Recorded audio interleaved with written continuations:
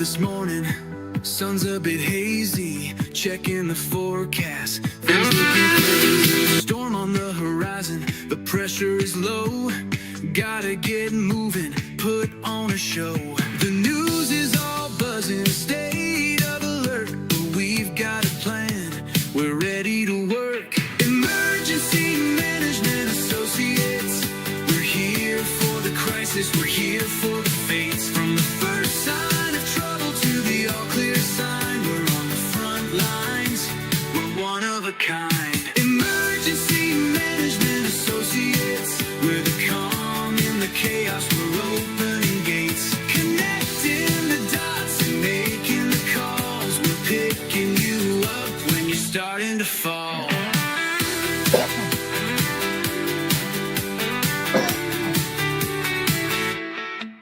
See a little fire or a rising flood, we're a well-oiled machine, we're running in the mud. From the city hall meetings to the rescue teams, turning worst case scenarios into hopeful dreams. We're training the people, we're stocking the gear, we're the team you can count on when trouble is near. Emergency Management Associates, we're here for the crisis, we're here for the fates. From the first sign of trouble to the all clear sign, we're on the front lines, we're one of a kind. Emergency Management Associates, we're the calm in the chaos, we're opening gates, connecting the dots and making the calls. We're picking you up when you're starting to fall. It's more than a job, it's a calling, you see, prepared for the present and what's yet to be. Every second counts, we're ready to react for our communities. We're making an impact.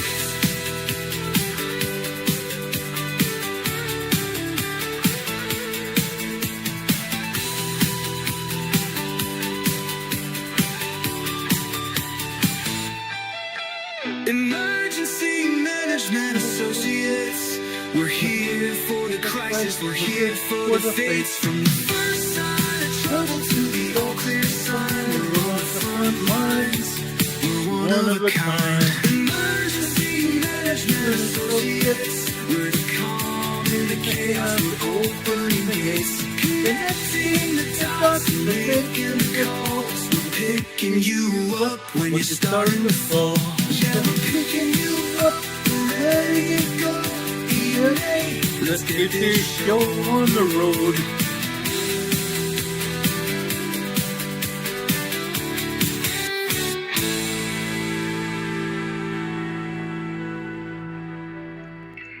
Let's do this thing. Let's just get this show on the road, guys. It's highly time to do this thing tonight. This is Ron Tyler with the Emergency Management Associates. It's 6:15 p.m. Eastern Daylight Time on the East Coast. We're coming to you from the EMA Broadcast Center at the headquarters EMA Command in Morganton, North Carolina, 392 miles west of Kitty Hawk, North Carolina. Guys, welcome to our program tonight. We have a lot of things we want to talk about tonight, guys. So get prepared, get your cup of coffee, get your soft drink, whatever you want. Sit down and watch this program. You're going to find out a lot of information you didn't know before now. Now, I'm going to talk about the earthquake in Japan and earthquakes around the world in a few minutes. First, the big topic of the day is from last night. Last night, guys, what happened? The White House Correspondents' Dinner. The White House Correspondents' Dinner. I've got the report live from Washington, D.C. as it happened. Okay, this is going to take about 2 minutes. Watch this program now.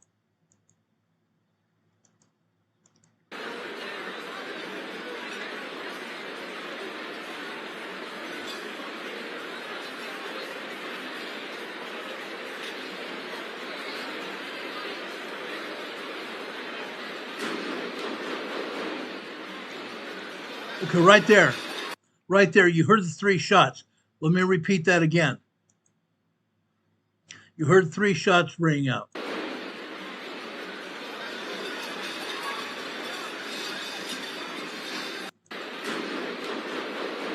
Actually, 5 shots right there. 5 shots ring out. The assassin shot at Secret Service agents as the man ran through the Secret Service checkpoint, headed to the ballroom. Now notice what they're doing here. Notice what they're doing here, guys. Let me back that up just a second. Look at this man standing directly in front of the table where President Trump is seated. Already now, over on the right-hand side, Vice President Vance has been sitting where, right next to that man on the right. Secret Service grabbed him and took him off stage. Now, the Secret Service had not yet gotten to President Trump. Only 2 Secret Service agents anywhere near Trump, one in front of him and one off the back side. They are about to come over here and grab President Trump and the First Lady and take them backstage off camera. Watch this.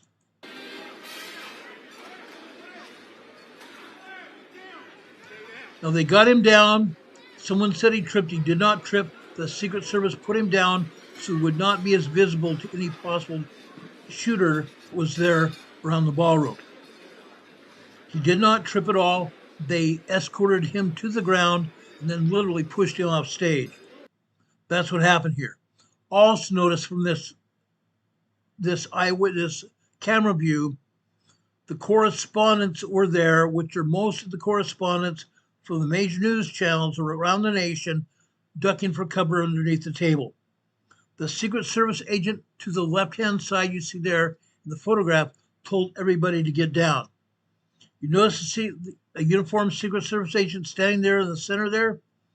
He's got his AK-47 aimed for the backside of the conference room. The backside of the conference room at the Hilton, Washington, D.C. hotel. This is where they usually seat and do correspondence dinners and many other Washington, D.C. political events. It's at the Hilton, Washington, D.C. Conference Center. Now, this is nicknamed the Hinckley Conference Center. Why? Because during the Reagan administration, President Reagan held an event here, and Hinckley, remember the guy that shot President Reagan? They named this conference center after Hinckley because he shot President Reagan here just outside the Hilton Hotel. Now, I'm going to drop this video here. I'm going to show you a report from CBS News because, quite honestly, it's the best report we could get. Let's bring this report up now for you to see. We'll talk about it.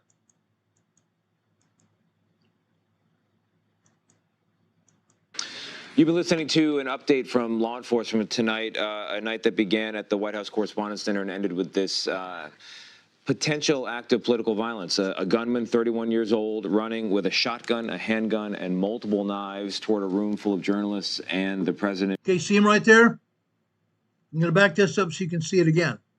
He ran through the hallway right to the Secret Service checkpoint.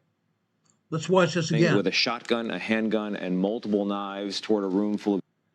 Okay, you can see him on the far left of this screen there. Journalists and the... Look at him.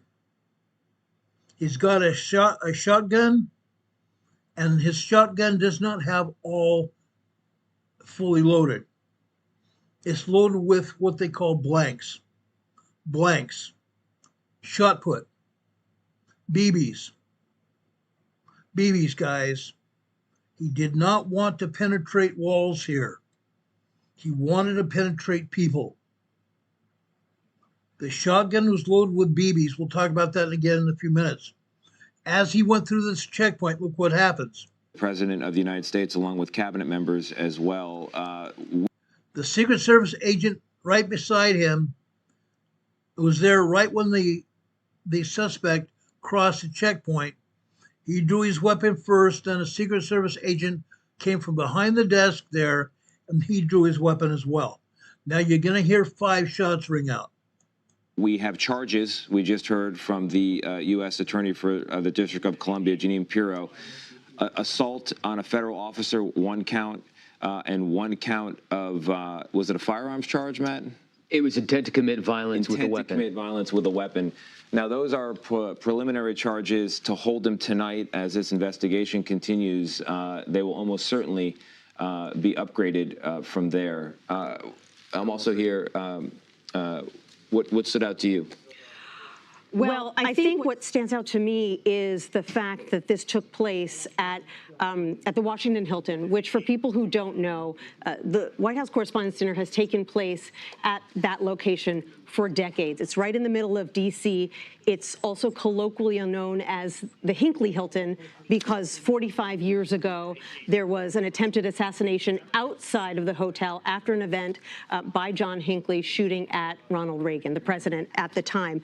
And the reason that the dinner takes place there and has for decades is very simple. It is a very large hotel with a very large ballroom. Everyone's seen the pictures by now. There are thousands of people in that room. It's one of the few hotels in the city that can accommodate that many people. And as a result, it is not really logistically feasible, or at least it hasn't been up until this point, to put the mags outside of the hotel and have people go through the mags as they come into the hotel, because you've got lots of guests staying at that hotel who walk in and out as well. And so the mags were set up right outside the ballroom itself, which is what apparently enabled this individual to get so close to the ballroom that people who were sitting in the back actually heard the gunshots. And I want to point out something else, Tony, which is that I was surrounded by a bunch of people who had already been through the shooting in Butler, Pennsylvania, the attempted assassination there, and they were sort of plunged right back into that moment. I'm not just talking about journalists, but officials as well, who, as we were cowering under the tables, you could... Now you can see President Trump seated there. Over on the right-hand side, we see President Vance. We also see Secretary of War Pete Hegseth. We also see the State Department Secretary and several other dignitaries, including Kash, Patel, and the Secret Service Director. They're all there. President Trump's entire administration was attending this event. Tell that they were experiencing some form of PTSD because that in and of itself was a traumatic event that they were now revisiting. Yeah, it's a remarkable situation here. We heard the president. Okay, you see the Secret Service now grabbing Vice President Vance on the right-hand side. The Secret Service is going right now and blocking President Trump, and then they're going to grab Melania and President Trump and drag them backstage. In an earlier press conference, talk about events like this being something that comes with the territory. And we have a list we can just make on the back of an envelope of the number of major political figures and major figures in public life who have faced incidents like this. It's a remarkable fact, I imagine, now we can now, about our country at this moment in time, that this does come with the territory. There he is right there. And see the Secret Service agent leaning over? He's grabbing his firearm. Go ahead, Max. We have become accustomed at this point to political violence happening with shocking frequency. And I think one of the things that we have seen is that this happens time and again. However, and I think we just heard this in the press conference, what the USS Secret Service Chief Sean Curran described as the multi-layer protection worked. We don't know that President Trump was the target this time, but there were many layers of protection. And as we saw, that alleged assassin, that suspect, did not manage to penetrate even the room. So whatever was there, police, Secret Service, DHS, the system appeared to... See, he came out of that hallway, came right down to the checkpoint. He's running with a shotgun right through the checkpoint here.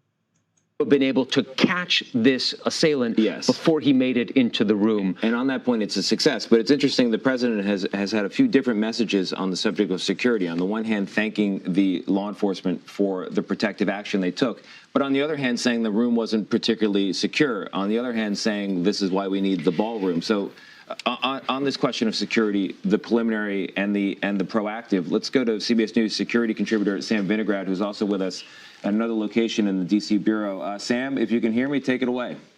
Certainly, Tony. And when these law enforcement officials reference a multi-layered security posture, what that means is There are various stages of physical security to try to prevent an individual from the first instance getting into the facility and then getting closer to the protectees. And that's why the magnetometers were the last line of defense, if you will, before the ballroom. But the security planning for this event starts weeks prior to it actually happening.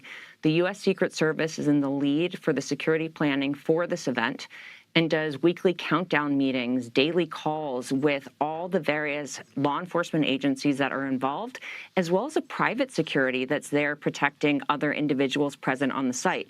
There are physical security preparations made, as well as a very broad and deep sweep of intelligence information. I will note, if this individual was in fact a lone gunman who was not known to law enforcement, it is more than likely that intelligence just wouldn't have done the trick. And what that brings us to, Tony, is real questions about the screening of individuals that were allowed into the hotel, and what the coordination was like between the hotel and the law enforcement officials present on site. The last thing I'll say is that right now, law enforcement officials at all levels of government are conducting digital, forensic, and visual analysis to try to ascertain this individual's profile, as well as his travel patterns. And that will take some time, likely before we get further information on motive, travel patterns, how long this was planned, and if there were any red flags along the way.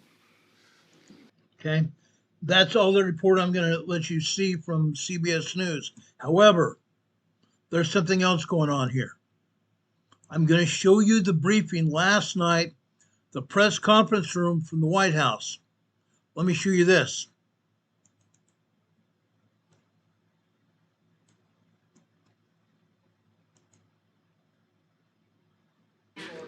Chris Becker, you need. Okay, mic check's good. Mic check 1, 2, 3, 4, 5, 6, 7, 8, 9, 10. Hey, 1, 2, 3, 4, 5, 6, 7, 8, 9, 10. Mic check. 1, 2, 1, 2. Good? Thank you.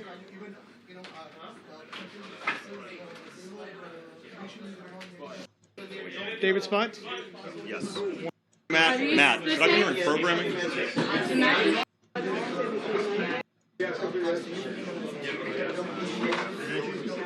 Secret Service agents are still all over the place here.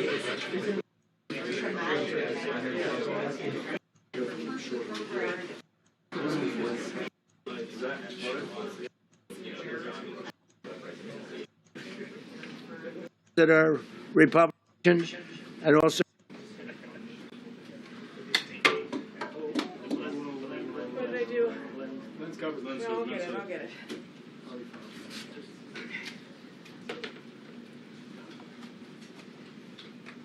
Is everybody okay? Yeah, you okay? Yes. Sorry for the hopping over the fence here. Thank you.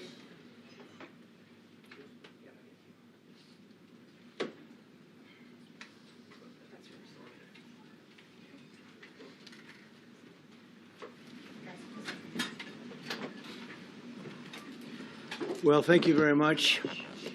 That was very unexpected, but incredibly acted upon by Secret Service and law enforcement. And this was an event dedicated to freedom of speech that was supposed to bring together members of both parties with members of the press. And in a certain way it did, because the fact that they just unified, I saw a room that was just totally unified. It was in one way a very beautiful thing to see. A man charged a security checkpoint armed with multiple weapons, and he was taken down by some very brave members of Secret Service, and they acted very quickly and have just released, for purposes of transparency, clarity, I've ordered it to be put out. You probably have it by now, put out on Truth and put out on many of the platforms. A tape showing the violence of this thug that attacked our Constitution, and also showing how quickly Secret Service and law enforcement acted on our country's behalf. Really did a great job. One officer was shot, but saved by the fact that he was wearing obviously a very good bulletproof vest. He was shot from very close distance with a very powerful gun, and the vest did the job. I just spoke to the officer, and he's doing great. He's in great shape. He has very high spirits, and we told him we love him and respect him, and he's a very proud guy. He's very proud of what he does, Secret Service agent. And we looked at all of the conditions that took place tonight, and I will say, you know, it's not a particularly secure building. And I didn't want to say this, but this is why we have to have all of the attributes of what we're planning at the White House. It's actually a larger room, and it's much more secure. It's drone-proof, it's bulletproof glass. We need the ballroom. That's why Secret Service, that's why the military are demanding it. They've wanted the ballroom for 150 years for lots of different reasons, but today's a little bit different because today we need levels of security that probably nobody's ever seen before. But everyone owes a tremendous debt of gratitude to the courage of law enforcement, the law enforcement, and working with the D.C. police. And we just spoke with the mayor. And when we're finished, the police chief is going to take over and discuss it also from their viewpoint. But they also performed exactly as they were supposed to. And you see the attacker in different positions, but you also see the attacker totally subdued and under control. So as you know, this is not the first time in the past couple of years that our republic has been attacked by a would-be assassin who sought to kill. In Butler, Pennsylvania, less than 2 years ago, you all know that story, and in Palm Beach, Florida, a few months after that, we came close. We really had, again, we had some great work done by law enforcement. But in light of this evening's events, I ask that all Americans recommit with their hearts in resolving our difference peacefully. We have to resolve our differences. I will say, you had Republicans, Democrats, independents, conservatives, liberals, and progressives. Those words are interchangeable, perhaps, but maybe they're not. But yet everybody in that room, big crowd, record-setting crowd. There was a record-setting group of people. And there was a tremendous amount of love and coming together. I watched, and I was very, very impressed by that. But we were, First Lady and I were taken very well care of, very quickly rushed off the stage. Vice President J.D. Vance, who's here, was likewise beautifully done. He was just saying how quickly everybody acted, law enforcement, Secret Service in particular in this case, but law enforcement. Marco had the same thing. Pete was there. Pete didn't want any help. He didn't want anybody to help. He doesn't want anybody to help him, but he did get some, didn't you? And I think you also said that it was very impressive. So with that, I'd like to ask Todd Blanche to come up, say a few words, and tell you it's already underway. The man has been captured. They're going to his apartment. I guess he lives in California, and he's a sick person, a very sick person, and we don't want things like this to happen. I think it's very important that I say, though, and I told the representatives of the evening, they did such a beautiful job. It was such a beautiful evening. And again, they're talking about free speech in our Constitution. That's what it's all about, not just White House correspondence. It was really based on free speech in our Constitution. But I said very importantly that we'll do it again within the next 30 days, and we'll make it bigger and better and even nicer. So I just want to thank everybody that was involved. I also want to thank the press, the media. You've been very responsible in your coverage. I will say I've been seeing what's been out. You've been very responsible. So Todd Blanche, I'd like to say a few words, and then we're going to have Kash. And then you're going to go on. We can ask, I guess we can take a couple of questions. I want to thank the First Lady that was a rather traumatic experience for her. There was a lot of action taking place up there very quickly. But again, the response time was really incredible. And we're going to reschedule. We're going to do it again. We're not going to let anybody take over our society. We're not going to cancel things out because we can't do that. We wanted to stay tonight. I will tell you, I fought like hell to stay. But it was protocol. They said, please, sir, because they didn't know there was a lot of action going on, and they didn't know could there be probably a lone shooter, but we'll find out. We'll find out very quickly. They have it very well under control. So I want to thank everybody very much. And Todd Blanche, please. Thank you very much, Mr. President. Tonight you saw the very worst and the very best of this country. You saw the very worst by the actions of that coward that the President just talked about.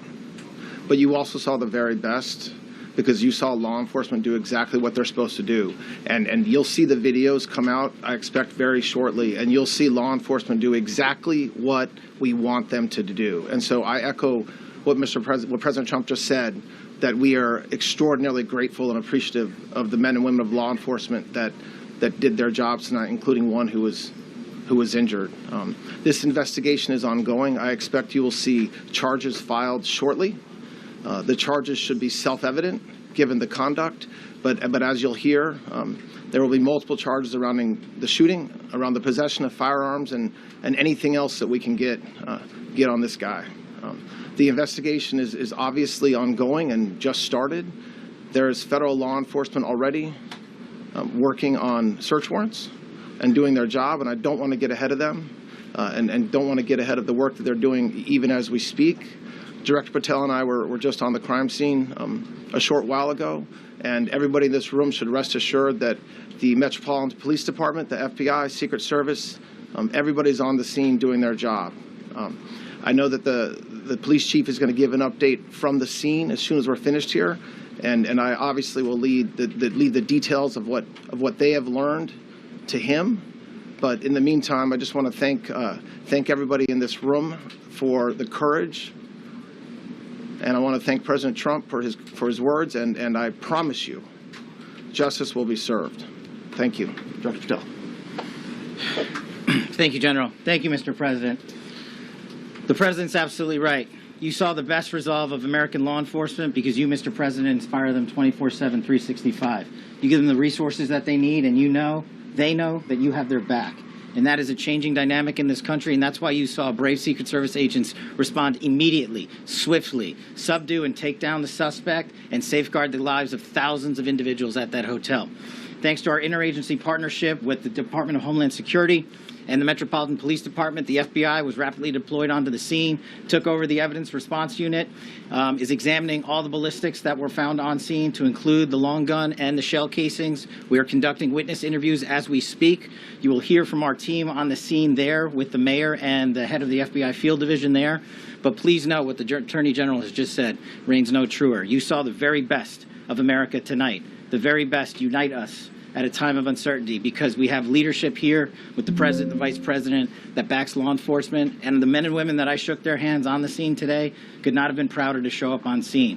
And as the Attorney General said, make no mistake, we are conducting witness interviews. If you have any information whatsoever related to this event, 1-800-CALL-FBI, 1-800-CALL-FBI. No piece of information is too small. No piece of information is inadequate. We will evaluate it all. We will also be conducting interviews of those that were there. And if any of those individuals have information, please come forward to law enforcement or the FBI or the Metropolitan Police Department. We will be examining this individual's background thoroughly. That process has already started, and we are going to ensure that he was either a lone wolf actor or anyone else that was responsible. We will analyze all evidence immediately to make sure that we safeguard this country. Mr. President, Mr. Vice President, thank you for your leadership. Attorney General and Homeland Secretary Merlin, thank you for your partnership in law enforcement. Thank you, Ken. Okay, we'll do a couple, and then we go to the chief. Madam Chairman, I just want to say you did a fantastic job. What a beautiful evening, and we're going to reschedule. Okay. And after that, it's very tough for her to ask a killer question, right? But you have done a fantastic job. Please. Mr. President, I appreciate it. As you mentioned, it all happened so quickly, and I wonder, especially because unfortunately you have experience with these sorts of threats, in that moment when you realized there was a threat, and service agents were telling us to get down. Can you describe what was going through your mind, how you were feeling in that moment? That's a very good question, actually. It's always shocking when something like this happens. Happened to me a little bit, and that never changes. The fact, we were sitting right next to each other, the First Lady on my right, and I heard a noise and sort of thought it was a tray. I thought it was a tray going down. I've heard that many times, and it was a pretty loud noise. And it was from quite far away. He hadn't breached the area at all. They really got him. But so it was quite far away, but it was a gun. And some people really understood that pretty quickly. Other people didn't. I was watching to see what was happening. Probably should have gone down even faster. Melania was very cognizant, I think, of what happened. I think she knew immediately what happened. She was saying, that's a bad noise. And we were whisked away along with other people, but we were really whisked away. And again, the performance of the Secret Service and the police, all of the law enforcement, I thought was really good. So it was very quick. There wasn't a lot of time to be thinking because it was a matter of seconds before we were out the door and gone into an area. We very much, and you wanted to too, we very much wanted to continue it because I don't like to let these sick people, these thugs, these horrible, horrible people change the fabric of our life, change the course of what we do. So we held out. You were there. We held out right till the end, but they didn't want to take a chance, and I understand there was protocol. But we're going to be doing one hopefully within the next 30 days or sooner, and I am ready, willing, and able. And I was all set to really rip it. And I said to my people, this would be the most inappropriate speech ever made if I said one. So I'll have to save it. I don't know if I could ever be as rough as I was going to be tonight. I think I'm... Okay, I'm going to let it go there. But Kash Patel, the FBI director, the acting attorney general, and also Secretary Mullen from the Homeland Security also spoke here last night and talked about what happened. Those agencies are still on duty at the Washington Hilton as we speak, gathering information. Agents from the FBI and the Secret Service and other agencies are in Los Angeles now, in Torrance, California, gathering information about the suspect. The suspect is this man right here, Cole Thomas Allen. Cole Thomas Allen here. He's a suspect. He's a teacher with a master's degree in education from California. He's the main suspect here. Okay, I want to make sure everybody understands that. He is the main suspect here. Okay, now let's talk about him. Let's talk about him. This is important. Cole Thomas Allen is 31 years old. He is an award-winning teacher from Torrance, California. He was fully armed with a shotgun and a pistol and various knives. He was taken in custody after the shooting incident in the White House Coorespondents Associates dinner. Now, he's in custody. One of the reasons I did not go on the air last night because there was a mix-up in communication from various individuals saying that he had been killed. I did not want to put misinformation on the air, so I did not go on the air last night. I want to make that abundantly clear. Okay? Now, you see on my lap here, I have our dog here, Crystal. Crystal was recently sick. She came in at my office just now. I wanted to give her some recognition because we brought her back from possibly near death because she had possibly gotten into something, possibly outside or wherever, and she was not eating. She was not doing anything. We thought she had kidney failure. And one of our associates in Washington State, who's been a very good friend of ours from day one, over 7 years ago, gave us an idea to get pumpkin into her.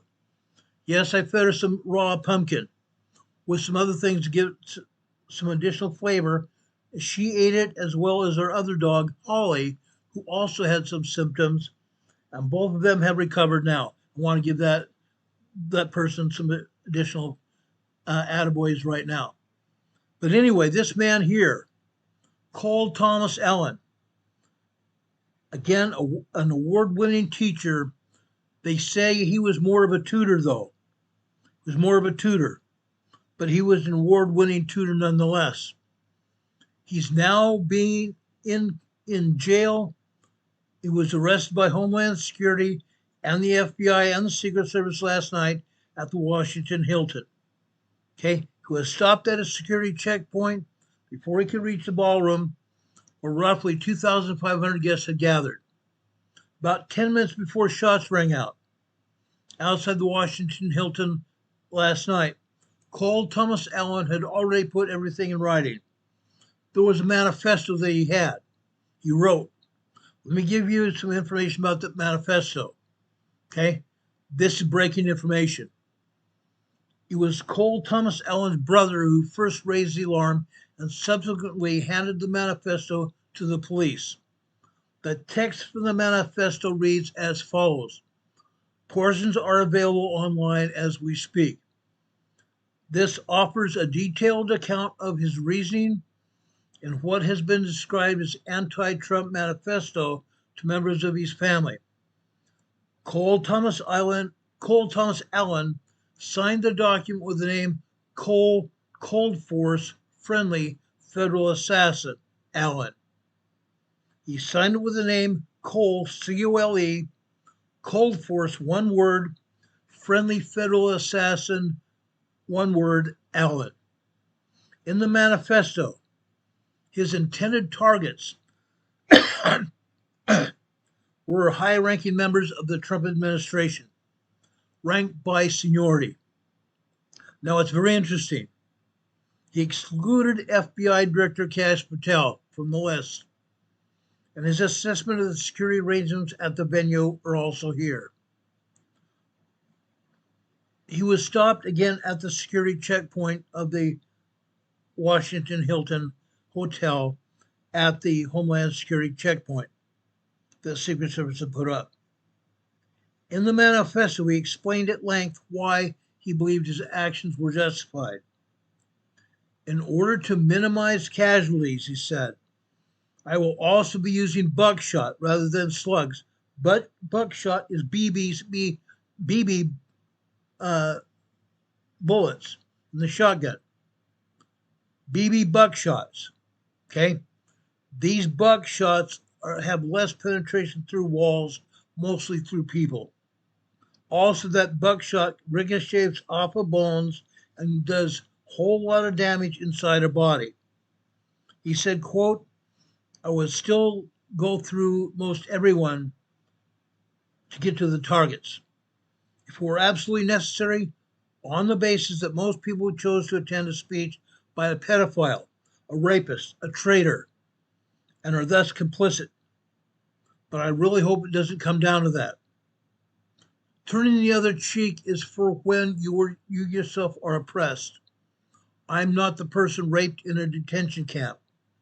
I'm not the fisherman executed without trial. I'm not a school kid blown up or a child starved or a teenage girl abused by many criminals in this administration. Turning the other cheek when someone else is oppressed is not Christian behavior.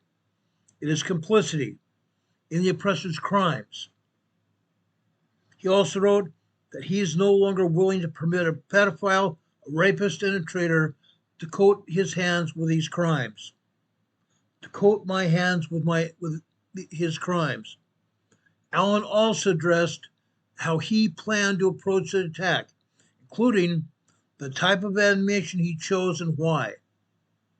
The manifesto named his intended targets as administration officials. Their targets prioritized from highest to lowest in rank, ranked in order of seniority. Allen specifically excluded FBI Director Kash Patel from the list. Allen also described how he said he had entered the hotel with multiple weapons without being challenged by anyone. The one thing I immediately noticed was walking into the hotel is a sense of arrogance. I walked in with multiple weapons, not a single person there considers the possibility that I could have been a threat. Quote, the security at the event is all outside, focused on protesters and current arrivals, because apparently no one thought about what could happen if someone checks in the day before. Like, this level of incompetence is insane.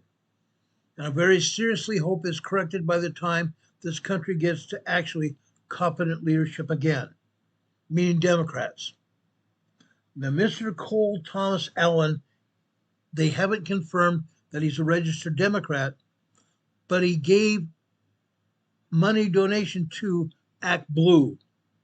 Act Blue is a Democrat front for incompetence, a Democrat front for money to be used in various things other than just politics.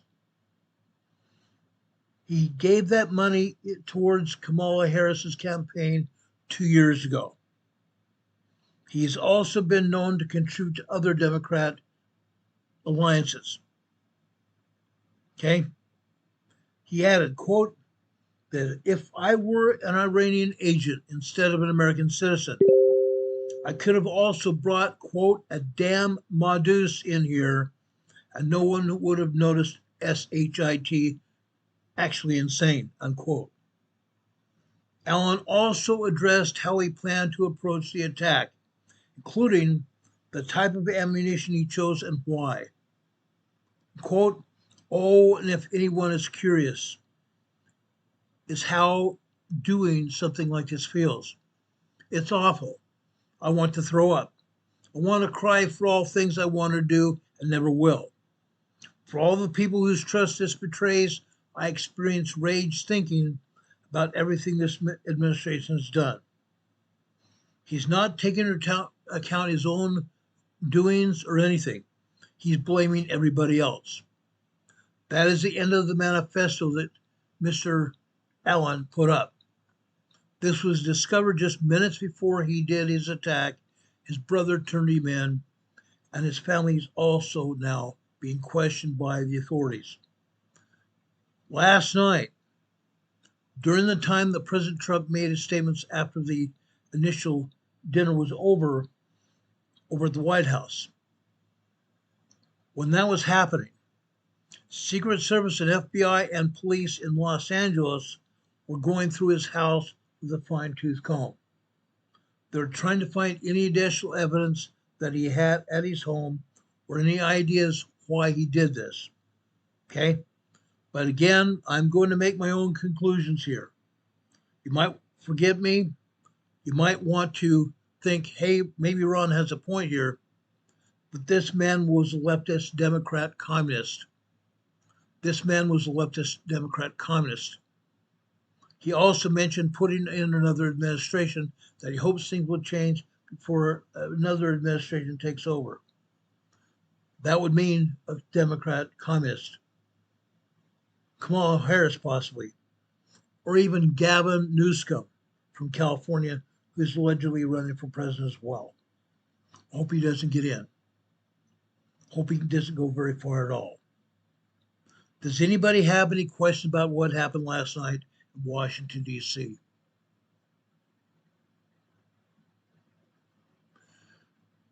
Linda, yes, the dogs could have been exposed to roach traps, but the roach traps were behind refrigerators, so they were not immediately available to the dogs. I appreciate that, Linda. If you have any more information about what could have happened with our dogs, please give us a chat in our email, rltnspdema@gmail.com. rltnspdema@gmail.com. We'd appreciate that very much. I'm going to put up now our PayPal and our addresses here where you can get hold of us. I'd appreciate that very much. Okay? Very much appreciate that. The top lines going across the bottom of your screen are two PayPal locations where you can help support this channel, which we appreciate very much as well. Thank you for that. Our Venmo location doesn't work right now, so please ignore that. You can send us donations to our PayPal here, and we greatly appreciate your donations to help keep this program on the air. You see our addresses here. Our mailing address, 504 Bethel Road, Box 401, Morganton, North Carolina. The zip code here is 28655. Also here, you see our EMA address to our email,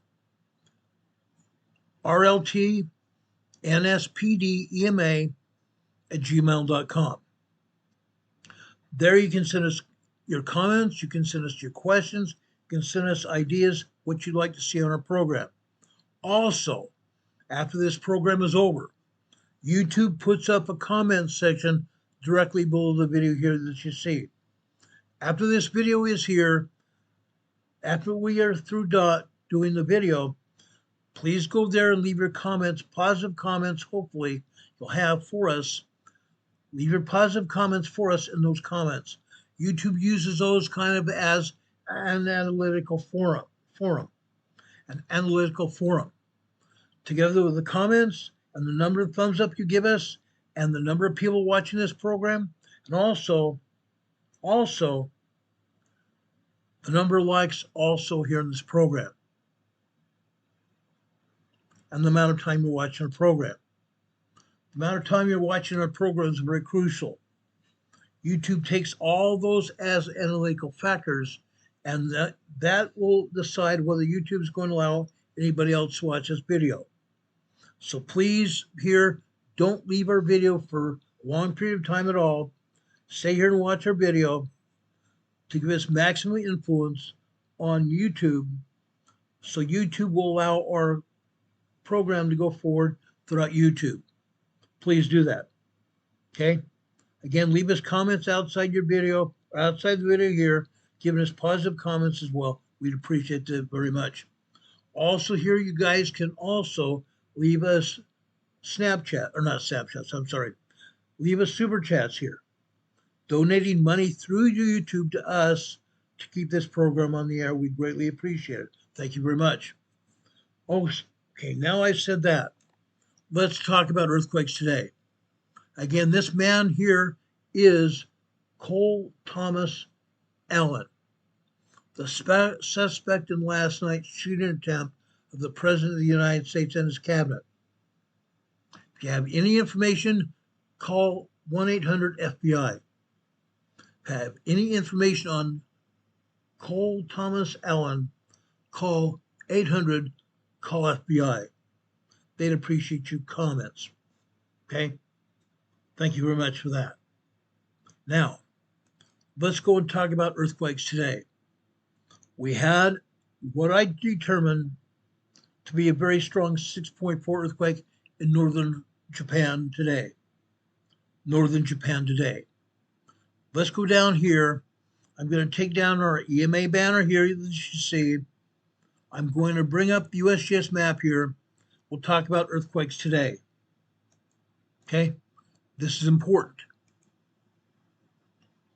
Over on Hokkaido, the northernmost island of Japan, we have what was a 5.8 earthquake that was upgraded to a 6.4 that now has been downgraded. It's now been downgraded, guys, to a 6.1 earthquake. Upgraded from a 5.8 to a 6.2, 6.2 to 6.3, and now downgraded to 6.1 earthquake. Unreal. Now, there's more earthquakes than just this here today. There's more earthquakes around the globe that we're going to talk about, but this earthquake is important.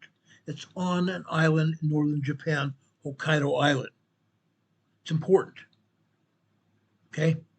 Now, this earthquake was 11 miles west of Seirobetsu, Japan, on land.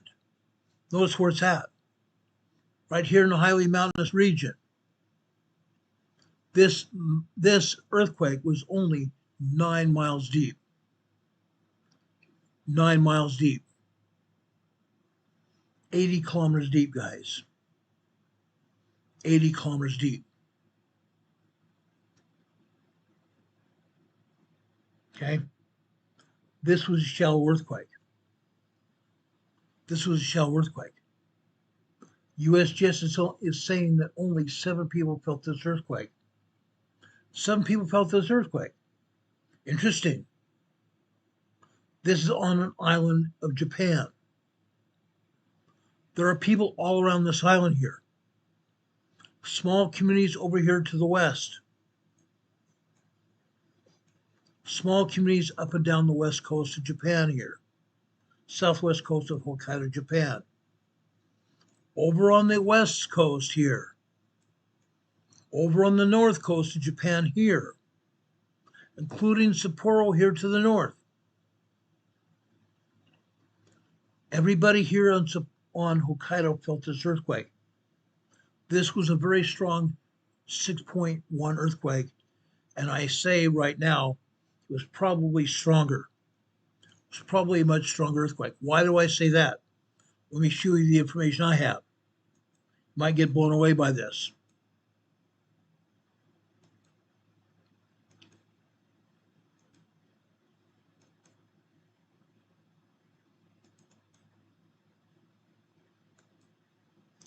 Now, don't worry if you can't see this very well. I'm going to enlarge this so everybody can see what we're talking about here.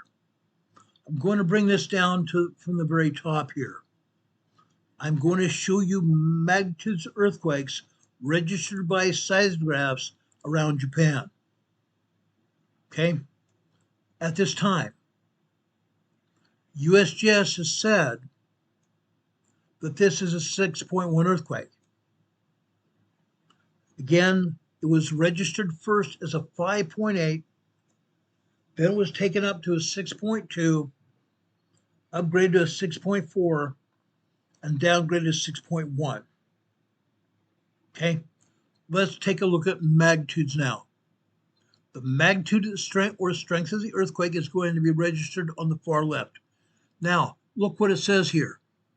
6.1 earthquake. No station details available. No station details available. That's interesting.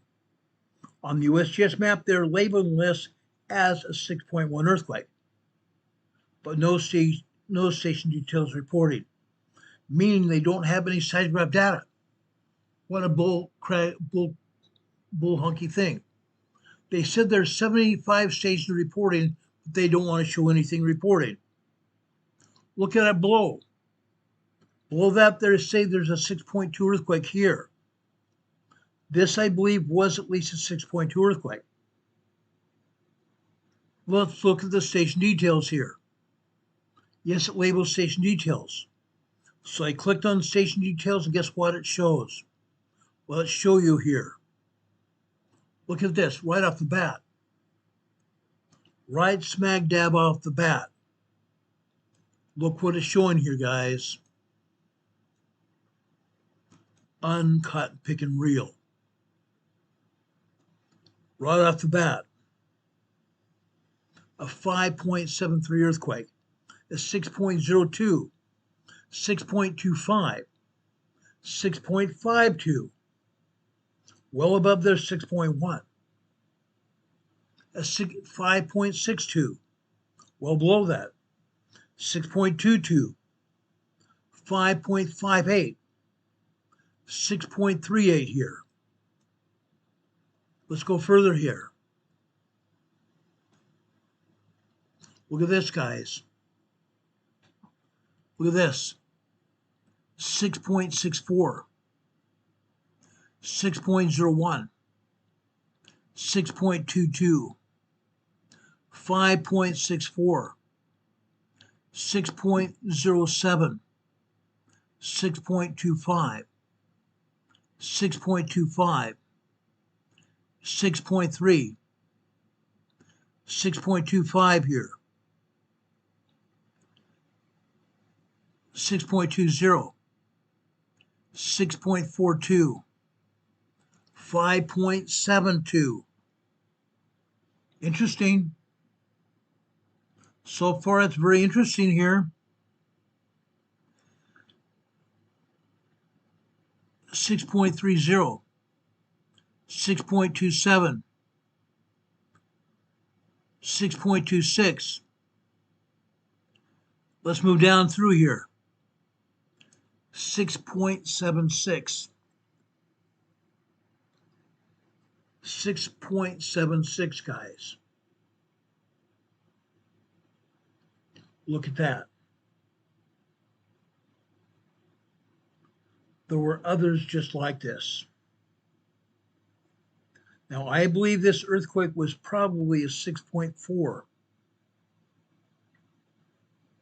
But we have magnitudes of seismographs that picked up 6.7, 6.8 readings. Those 6.7, 6.8 readings might have been at the epicenter of the quake. They might have been very near the epicenter of the quake, but they still had readings of that. That means this earthquake was stronger than what they're saying it is. Very much stronger than what they're saying it is. USGS does that because, again, they don't want to report the true information about the earthquake. They don't want to ever portray the earthquake than what they say it is. Unreal. Uncotton picking real.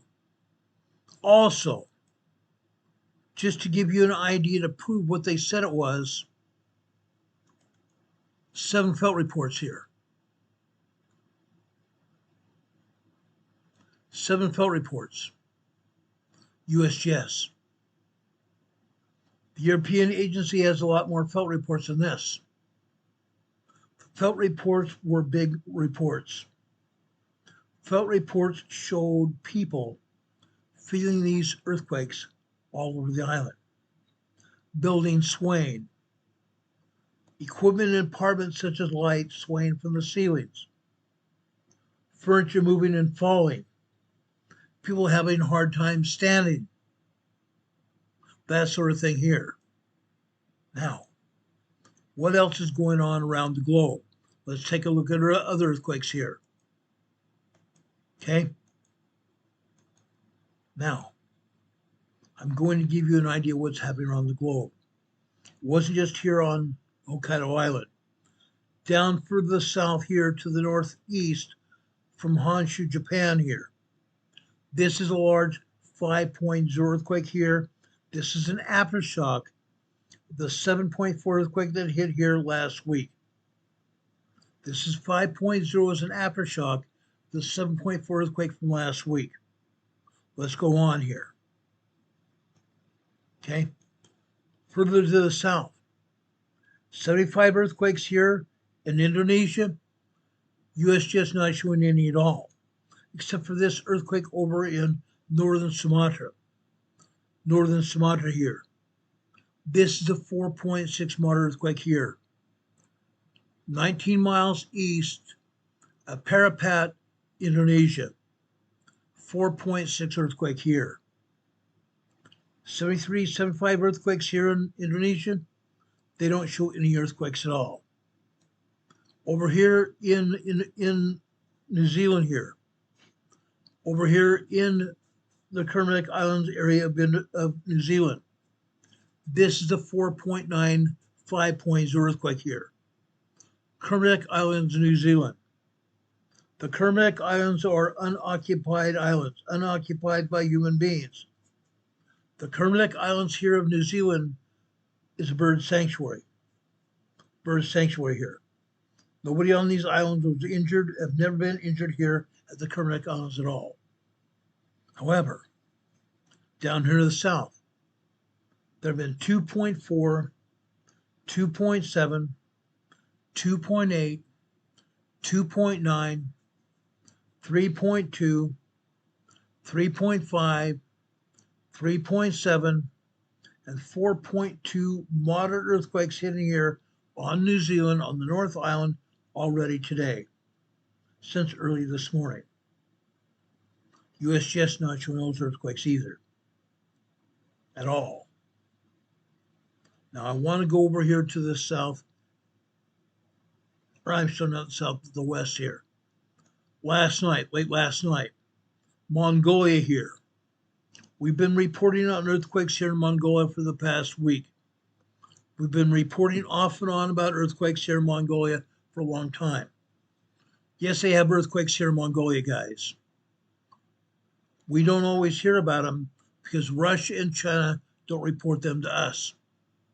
This is a 5.5 earthquake here in northwestern Mongolia, 101 miles southeast of Kobe, Mongolia.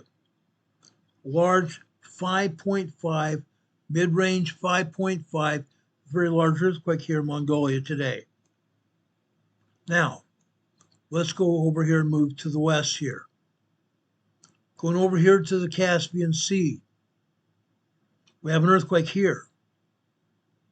This is a 4.6 earthquake here, 69 miles west-northwest of Turkmenistan, former Republic of Russia. 4.5 earthquake here in the Caspian Sea here.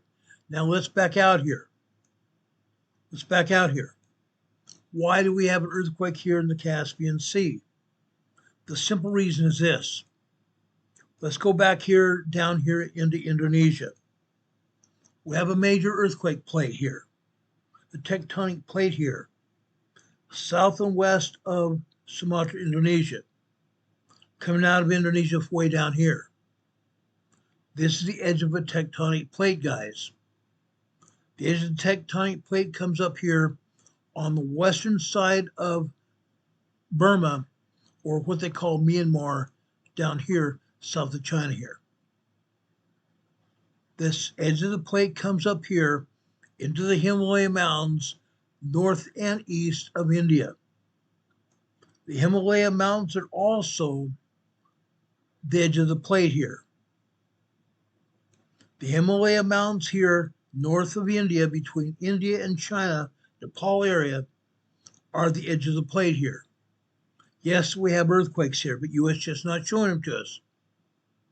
As that edge of the plate comes over here, it carries earthquakes with it from Myanmar, Thailand, Cambodia, and Vietnam down here in Southeast Asia. These earthquakes come up here through the edge of the plate, across the Himalaya Mountains, over here to Afghanistan, Tajikistan, and Pakistan. Usually we see earthquakes here also in Pakistan as a result of seismic energy being carried across the plate through the Himalaya Mountains. Now, from here, seismic energy can come up from the Himalaya Mountains and go down south here. We also have a plate down here to the south of Iran. One of the plates also goes up here to the northern part of Iran here. Look where it goes. All the way up here to the Caspian Sea here. That's why we have this 4.5 earthquake here in Turkmenistan, in the Caspian Sea here. We go further than that.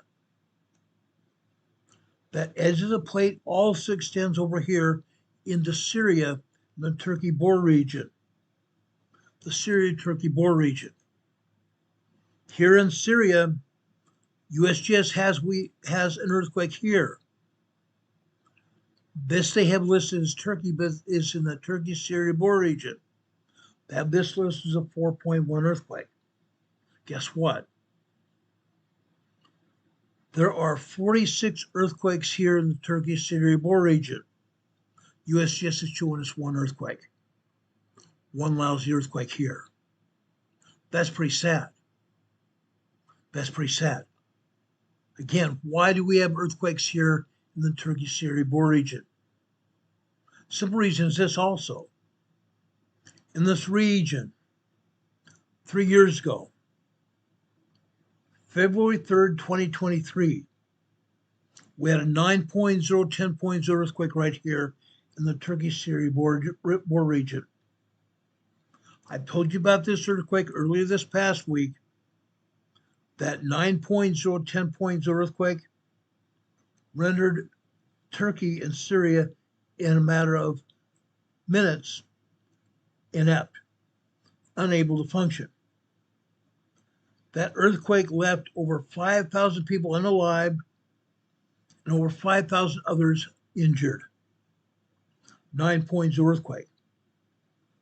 Today, here in the same region, the very same region here, we have a 4.1 earthquake. We have a lot more earthquakes than that. Lots of earthquakes here. USGS not showing them. I've got my device here. Let me bring up my device and I'll show you the earthquakes here to give you an idea of what's not being shown here. They'd like us to believe nothing happens. They're wrong. They're wrong. Now I'm showing you these earthquakes. We've gone from 31 people watching this program down to 18 people watching this program. That's not fair. That's not fair at all. Guys, look what we're showing here. 43 earthquakes here in this area. 43 earthquakes, guys. That's a lot of earthquakes. That's a heck of a lot of earthquakes. USGS says, oh, there's nothing going on. We don't have to report that. Nothing's going on. Really? Really? Look what's going on through Western Turkey here. Western Turkey. They don't want to even show you what's going on here in Western Turkey at all. It's like it doesn't exist. It's like it doesn't exist. There are about 60 earthquakes here in Western Turkey. 60 earthquakes. Heaven forbid they tell us what's going on. They're not going to do it. Just plain not going to do it. Down here to the south of Crete, Greece. South of Crete, Greece. USGS is showing us one earthquake here. One earthquake right here. That's rather unfortunate. They're showing a 4.3 moderate earthquake here. Well, guess what, guys? Guess what? We had a very large earthquake here 3 days ago. We had a 5.8 earthquake here 3 days ago, right next to the shoreline. They showed us 7 earthquakes here. They showed us 7 earthquakes. There were 67 earthquakes here. They showed us 7. Now they're showing us just 1. They're showing us just 1 earthquake. Look what's actually happened here. There are 39 earthquakes here. There are 39 earthquakes here, aftershocks. 39 earthquake aftershocks here. The USGS is not talking about. Down here to the south, out in the ocean here. This is a 3.0 earthquake here they're not even talking about. 3.0 small earthquake that they're not even talking about. Let's bump up here. Let's show you what's happened here. This is where that 20 plus earthquakes circle was. A lot more earthquakes than that. Let's tap into a few of them. Here's that 3.0 earthquake there. Let's go north here. Here's a 2.8 minor earthquake there. Going here to the northwest. 3.6 small earthquake here. 3.6 small earthquake there. 3.5 here close to the shoreline. Interesting. Over to the east, here's another 3.0 small earthquake. Interesting. Further to the south, southeast from there is a 3.7 small earthquake here. Interesting to know. They said there was only a 4.3 earthquake here. There are a lot more earthquakes than that. I'm not here. I'm sorry. Here is a 3.0 further here to the southeast. Then we have an island here. We have an island. I showed you this island last week, right after the earthquake. Right after the earthquake, we had a 4.2 here on this island. Going south to north here. Here we have a 2.6 here on the island. 2.6 just south of the island here. On the island itself, we have two more earthquakes. From the north, here's a 2.7. Down here on the south end of this island is a 2.6. Aftershocks of that very large earthquake here last Friday. We have more earthquakes here than ever. USGS shows us one earthquake. That's quite preposterous. That's preposterous. Doesn't happen like that. Doesn't happen like that at all. They don't want to be honest with us at all. North of Creek, Greece here, we have a 2.8 earthquake here.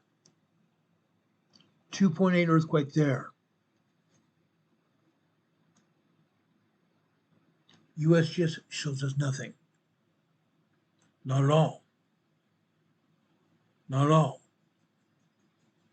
Northwest of Turkey, in the Dokeniz Islands here. We have a 1.7 tremor here. Going south here, another 1.7 tremor.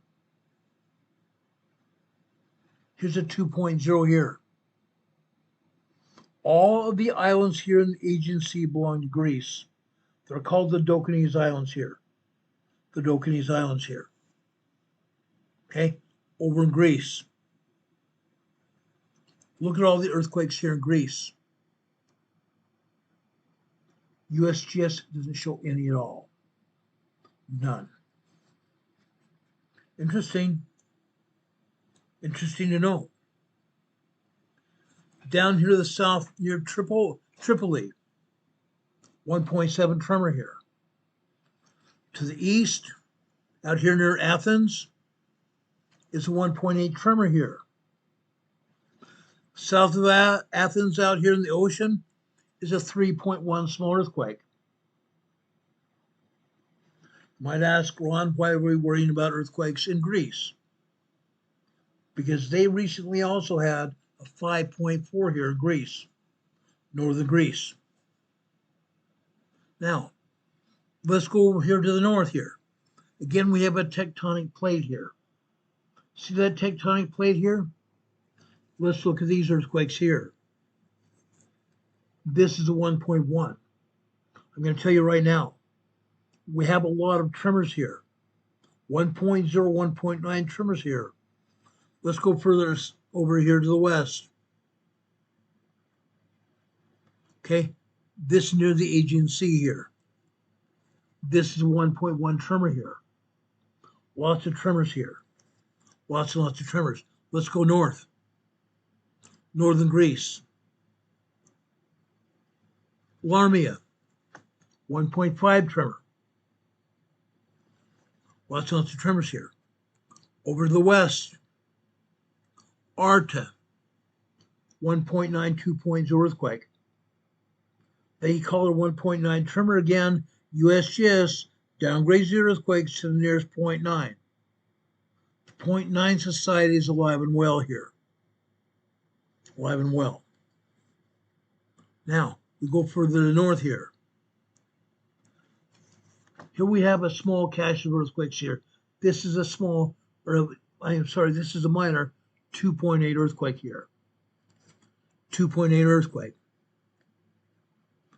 Just to the side of it, to the east, it's a 1.8 tremor here. To the south of there, this is 1.6. South of there is a 1.7 tremor. And just southeast of there is another 1.7. So we have a minor earthquake and several tremors there. That's normal. That's pretty much normal for northwestern Greece. However, Remember about 3 weeks ago? 3 weeks ago over here in Greece? Right here?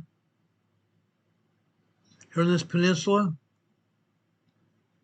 We had a 5.4 earthquake right here. They're not showing any earthquakes here. However, up here in the north, you see a finger going out here, another small peninsula here. Here we have another 1.5 tremor here, 1.5 tremor here. Just to the south there, 1.6. Tremors all over Greece.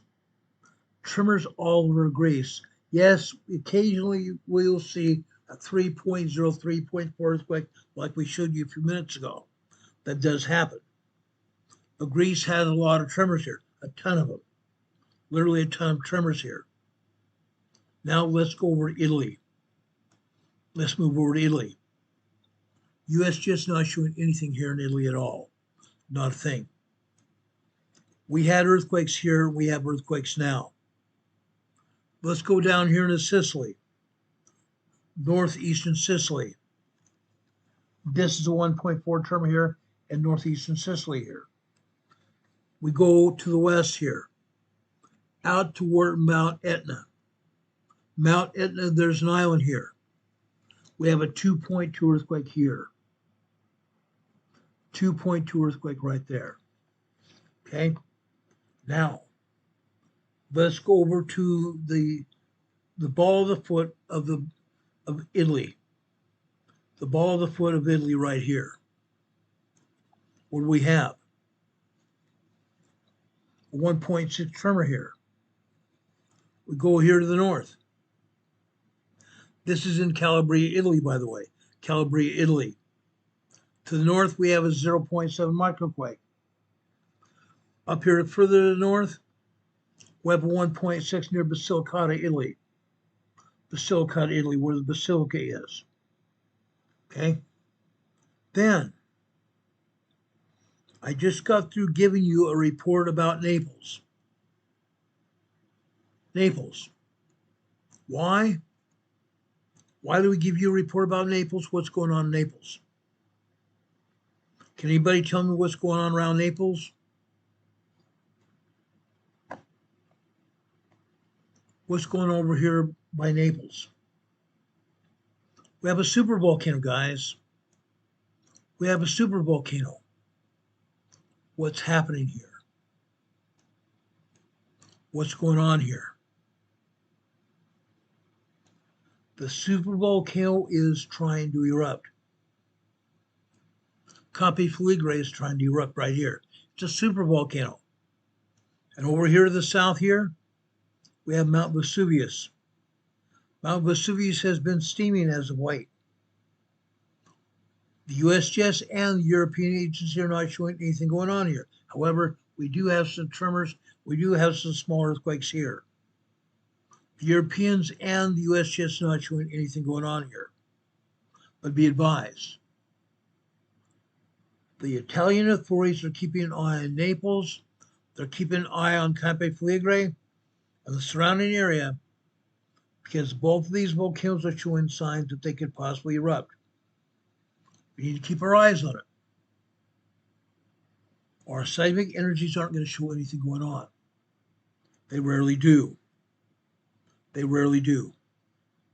Going over here in northern Italy, north central Italy here. Right up here. USGS not showing any earthquakes. Guess what?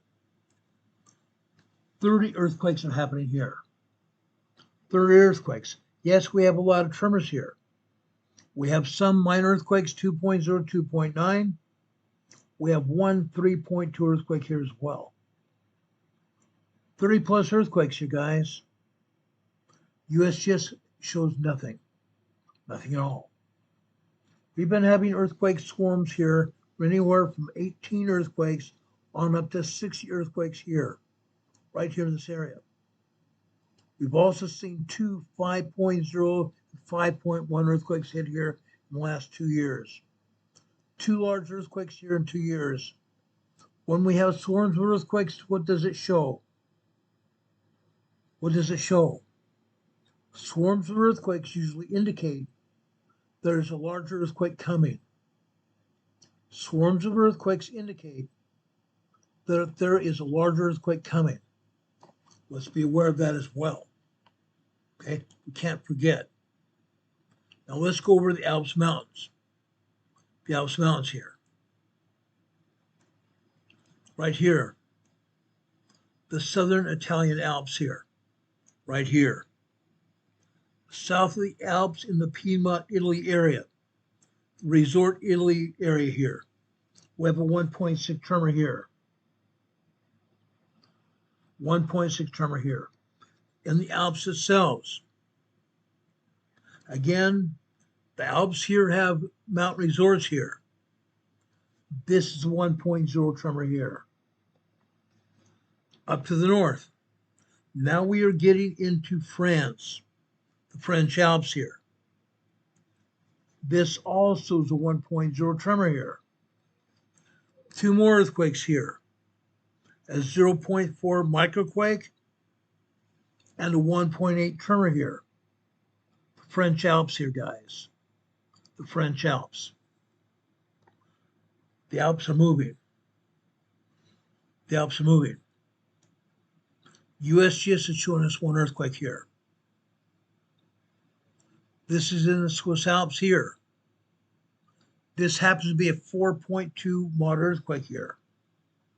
A 4.2 moderate earthquake, 3 miles, 2.4 kilometers northwest of Waltenstadt, Switzerland. 2.4 kilometers, 3 miles northwest of Wallenstadt, Switzerland. 4.2 moderate earthquake here. We have all kinds of earthquakes here. Tremors and minor earthquakes all over this area. Literally all over this area. Let's go down south here to Spain. Usually here at the border region of France and Spain, we have 2 earthquakes, 1 tremor and 1 minor earthquake. Today we don't have any. Let's go down south to Spain here. Right down here in southern Spain. 5 earthquakes here. This is a 1.8 tremor. Southern Spain here. We go south here. 1.6, 2.1.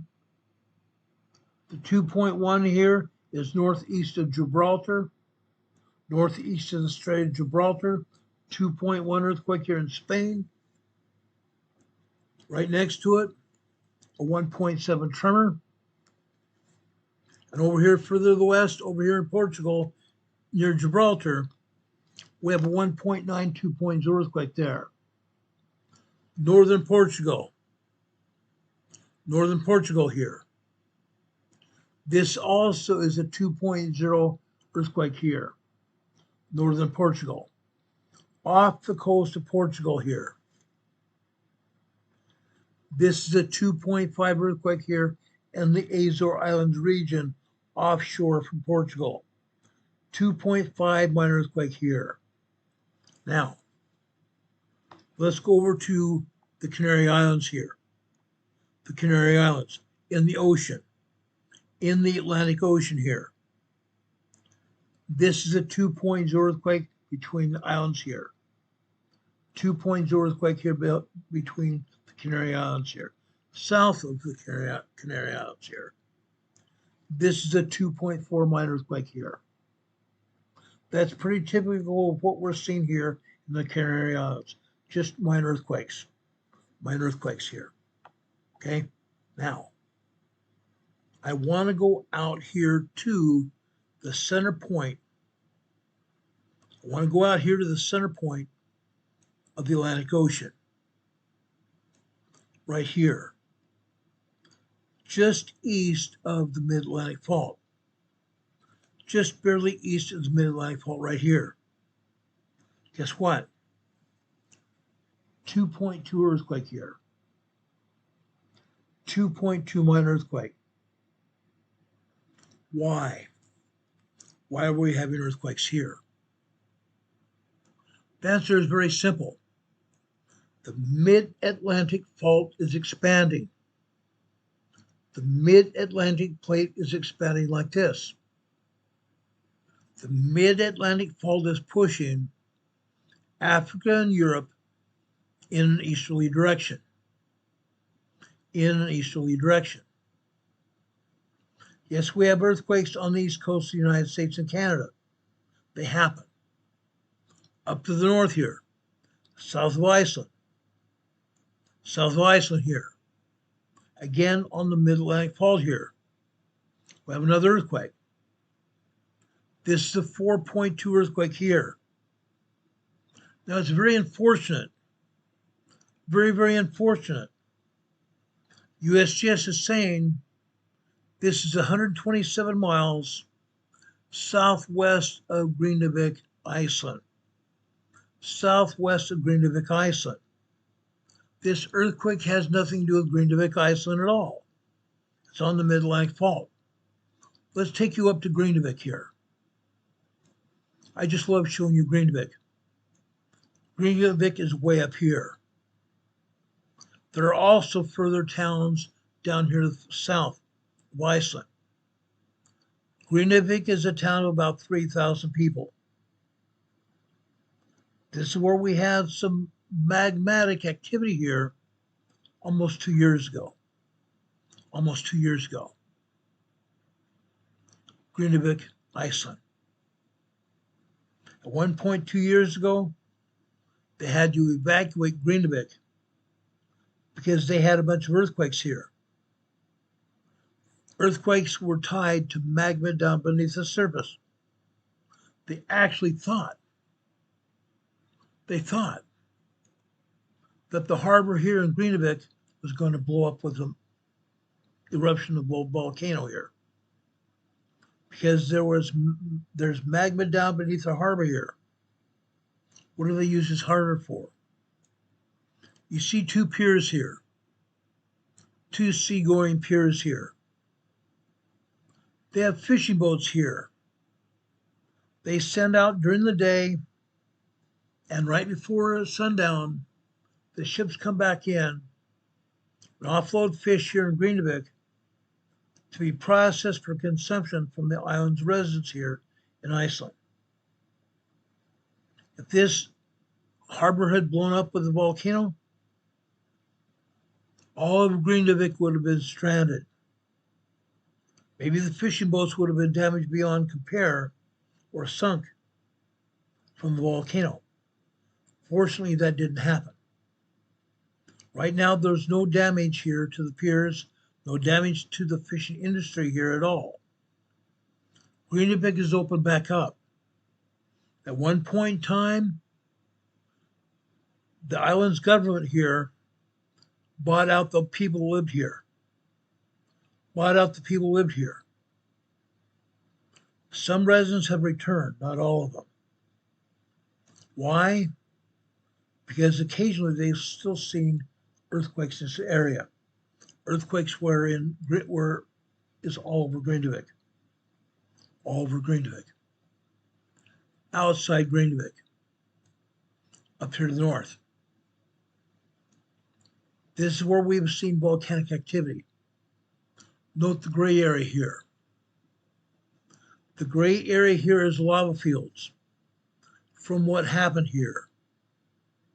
What happened here 2 years ago.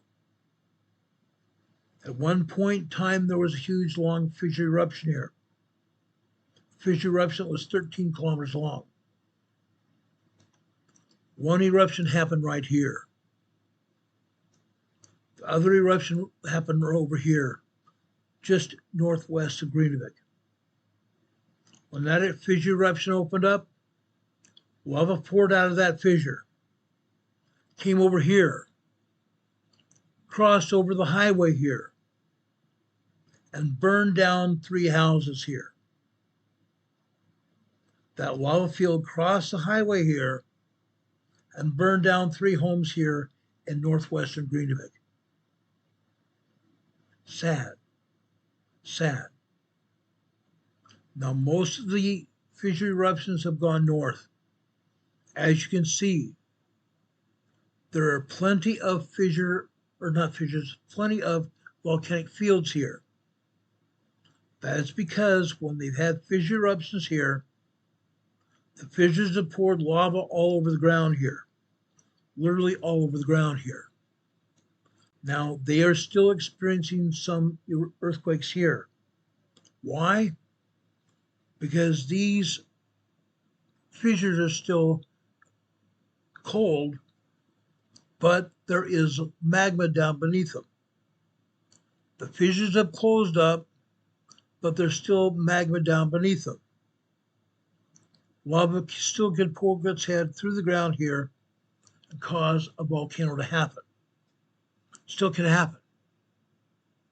It might very well happen in the near future.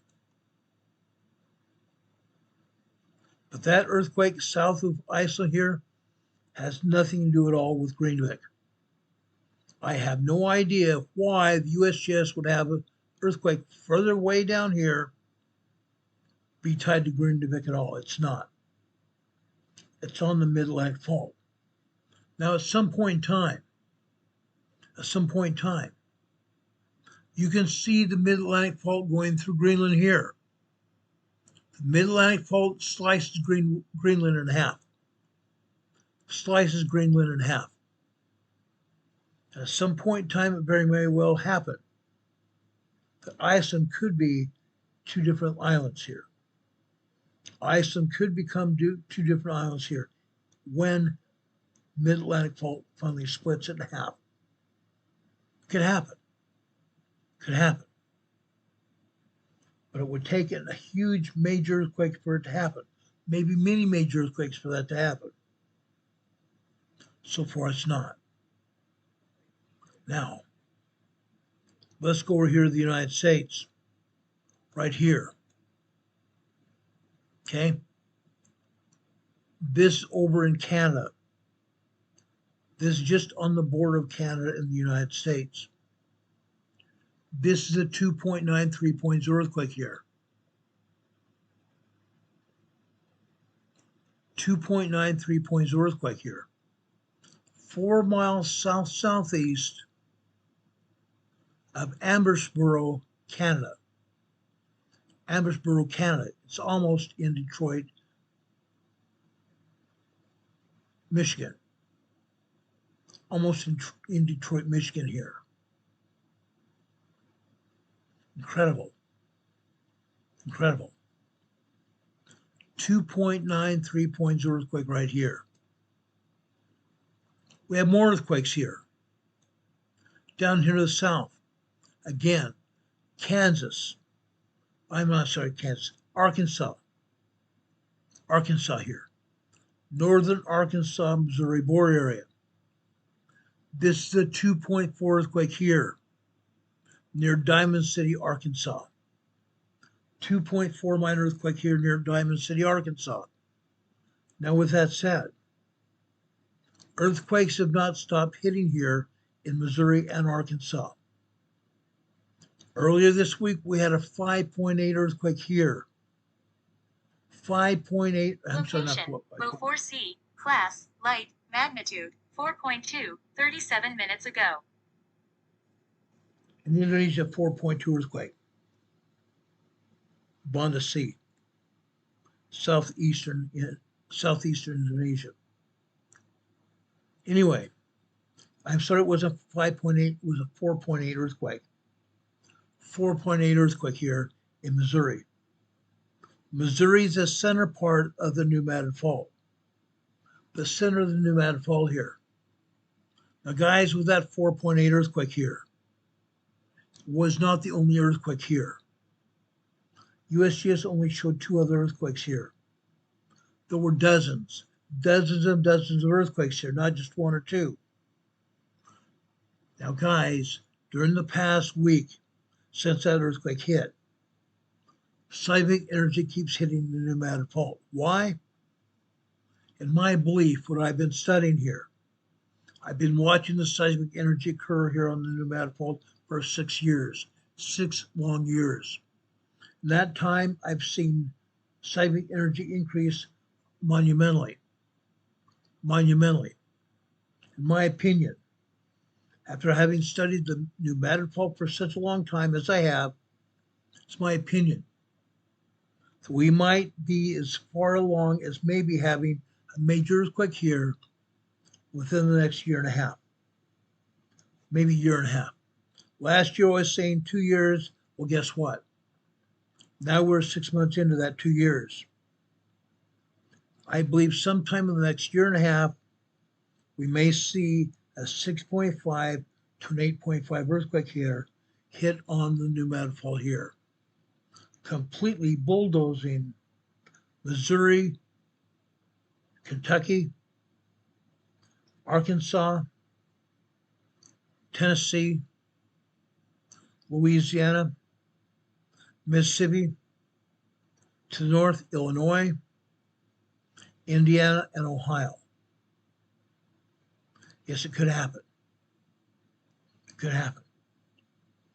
As I've been showing you during the past 2 months, over in Decatur, Illinois, we continue to have earthquakes, 2.0, 2.5 earthquakes all day long, morning, noon, night, from midnight until midnight, 24 hours a day.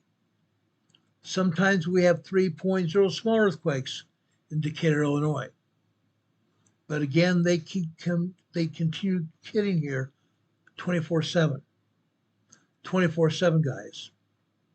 Decatur, Illinois. The northern part of the pneumatic fault. Be aware of it. Be aware of it.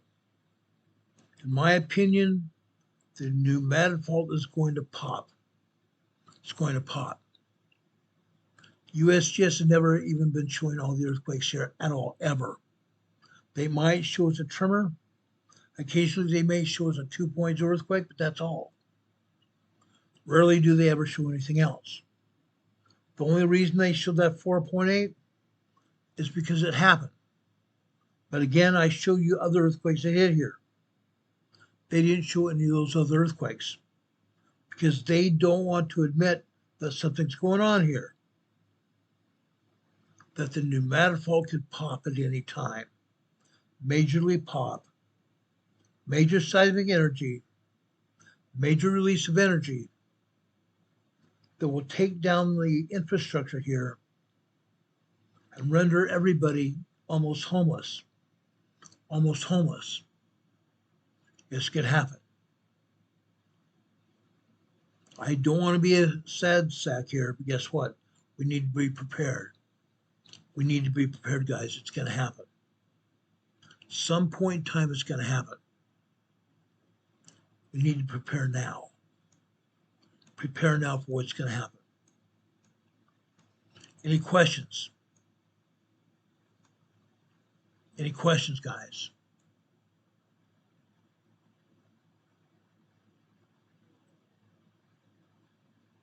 Any questions? During my earlier Sunday school program, Moses gave the 10 Commandments to the children of Israel. Those 10 Commandments are still in force today. Why is this important to you and I? The simple reason is this. When the Lord asks us to do something, He gives us a commandment, doesn't He? And with that commandment, He gives us a covenant. If we obey that commandment, He will bless us. If we obey that commandment, He will bless us. What is the greatest of all commandments of God? To love one another as He loves us. To love one another as He loves us. I hope you're doing that. I hope you're doing that. May God bless you this day. God bless you this Sabbath day, guys. We love you.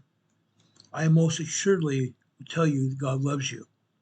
I believe that because I've seen it in my own life.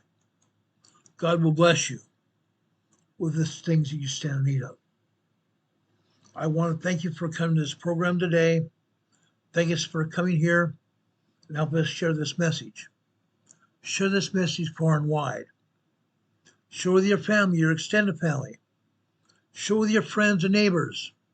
Share with your social media contacts and also the people you work with. I do not ever say anything that would embarrass you at all. I give you the latest news that might affect each one of us. I gave you the latest news that might affect each one of us. Emergency information, assuredly. May God bless you. May God be with you this day and always. God be with you until we meet again. We'll see you on the other side, guys. Have a great night and a better tomorrow. See you soon. Good night.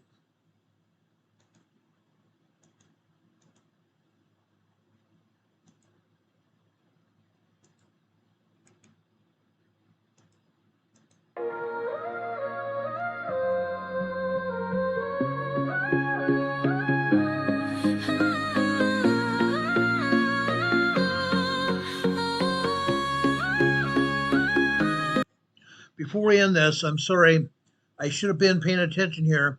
I saw a tornado warning issued by Renee Stevie here in the chat.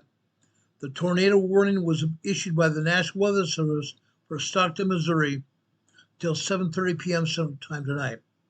Presently, we're at just before 7 p.m. This is a tornado warning in effect for another 40 minutes. A tornado warning for Stockton, Missouri. A tornado and baseball-sized hail. The tornado is moving east at 40 miles per hour. Another tornado warning was issued for Neodesha, Kansas, till 7:30 p.m. The storm moving east at 25 miles per hour. All of you in the tornado warning areas should seek shelter immediately. If you're in the tornado warnings, seek shelter immediately. Be safe out there. We'll see you tomorrow night, unless something big happens, and we'll come on the air and tell you about it as soon as the information becomes available. Good night. Here at Emergency Management Associates, we're dedicated and true, bringing you the essential knowledge, helping you see things through. From disaster preparedness to navigating recovery's embrace, we're here to guide you in every unpredictable time and place. We break down the complex, make it easy to grasp and absorb, sharing strategies for safety, the vital lessons you can't afford to hoard. So thank you for watching, and thank you so much for your sub. You're a key part of our growing family, a member of our knowledge club. With every like, every share, and every comment you send our way, our critical message spreads further, helping more people every single day. Together we're stronger and more prepared. That's the truth we all abide. You help us build resilience with nowhere for uncertainty to hide. Your engagement truly inspires us. Your feedback acts as a guiding light, helping us continually grow and making our channel's future bright. We're always learning, always striving to be better, bring you the most up-to-date information, no matter the weather. Emergency Management Associates is here for you now and forever, it's true. Keep watching, keep learning, because we truly appreciate all that you do. Thank you.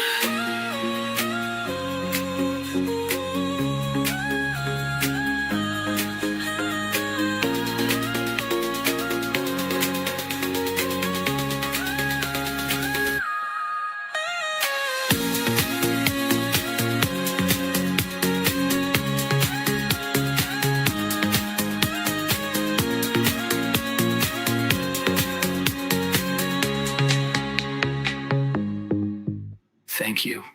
Thank you, everyone. May God bless you. We'll see you on the other side.